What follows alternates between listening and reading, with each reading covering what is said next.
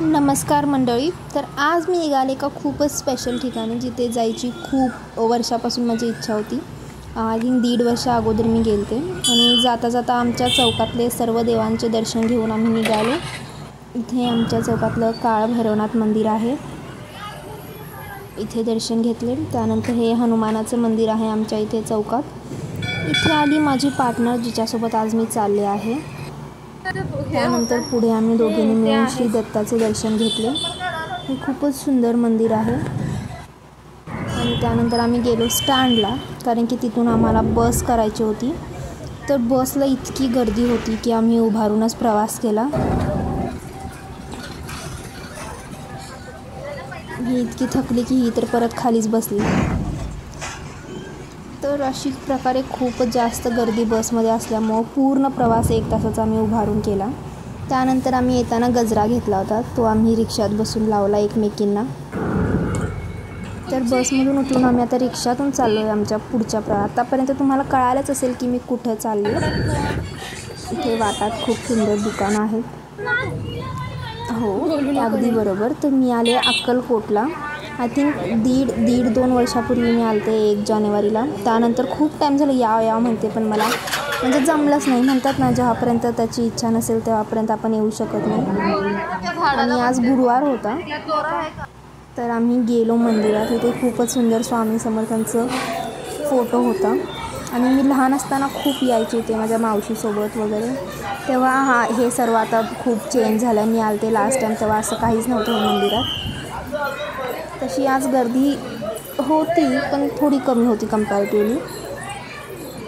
खूपच सुंदर मंदिर आहे, वटवृक्ष मंदिर ज्याला म्हणतात. त्यानंतर आम्ही रांगेत उभे राहिलो. इकडून लेडीजची लाईन आहे, तिकडून जेंट्सची लाईन आहे. खूपच गर्दी होती असं. त्यानंतर आम्ही इकडे मागे ना त्या अंकलला विचारून परमिशन घेऊन मागे जाऊन तिकडे फोटो काढले होते. इकडे पण आम्हाला फोटो काढायचं होतं त्या फोटोसोबत, पण खूपच गर्दी होती, तिकडे जायलासुद्धा वाट नव्हती. त्यामुळे आम्ही इथेच थोडा वेळ बसलो, नामस्मरण केलं आणि त्यानंतर निघालो. तर हा तो एरिया आहे की जिथे सर्व म्हणजे पुस्तके वगैरे मिळतात, स्वामींची मूर्ती, माळा, जपमाळ वगैरे मिळतात. जाता जाता तिकडून नजारा बघत आम्ही पुढे गेलो. खूप गर्दी होती इकडे पण. मला लहान असल्यापासून हे प्लेस खूप आवडायचं. इथे बघू शकता तुम्ही स्वामी समर्थांची मूर्ती वगैरे, खूपच सुंदर ॲस्थेटिक वाटतं ते. तर इथून आम्ही पुढे तिकडे गेलो जिथे स्वामी समर्थ महाराजांची मोठी मूर्ती आहे. तिकडे आम्ही फोटो काढण्यासाठी आलतो, पण इतकं ऊन होतं ना आणि पाय खूप भाजत होती. तसंच कसं तर उभारून आम्ही फोटो काढले. त्यानंतर आम्ही इकडून निघालो अन्नछत्रला, कारण की इथलं प्रसाद खाल्ल्याशिवाय तर असं मंदिरला येणं कंप्लीट होत नाही. त्यानंतर इकडे ॲक्च्युली पहिलीच रांग होती, कारण की आणखीन जेवण सुरू नव्हतं झालं.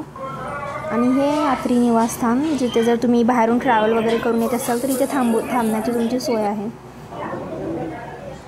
त्यानंतर आम्ही गेलो अन्नछत्रला.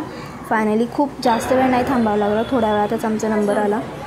आणि इथलं वरचं हे खूप सुंदर, इथं स्वामी समर्थ महाराजांची दत्ताची मूर्ती आहेत. खूपच सुंदर वाटतं इथलं दर्शन घ्यायला. त्यानंतर आम्ही रांगेत बसलो होतो जेवणासाठी आणि आमचीच पहिली रांग होती. ॲक्च्युली तिथं मला कळालं तर की इकडे पहिला आरती होऊन स्वामी समर्थ महाराजांना प्रसाद म्हणजे त्यांना नैवेद्य दाखवून मग ही पहिली पंगत सुरू होते. त्यानंतर इकडे आरती सुरू झाली.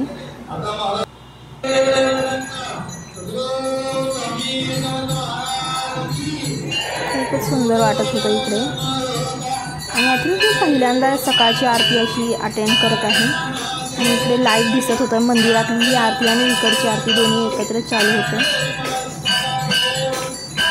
इथे बसून आम्हाला खूप मंदिराची म्हणजे माहिती वगैरे भेटली. आणि आणखीन एक असंच एक अन्नछत्र बनणार आहे, आणखीन एक नवीन, त्याच्याबद्दल पण थोडीशी माहिती ते वर आम्हाला स्क्रीनवर दाखवत होते.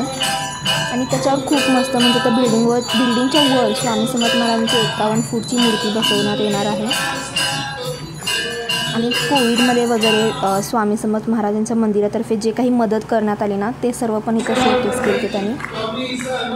त्यानंतर प्रसाद आज आमरस देखील होतं, कारण की आता मे महिना चालू झाला आहे. खूपच सुंदर प्रसाद आम्हाला भेटला. आणि त्यानंतर आम्ही जेवायला सुरू केलं.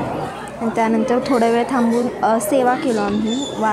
वाढू लागलो थोडा वेळ, कारण की मला खूप इच्छा होती खूप टाईमपासून की इथे वाढायची, आणि हे फर्स्ट टाईमच मी असं वाढू लागलो. त्यानंतर आम्ही मंदिरातून निघा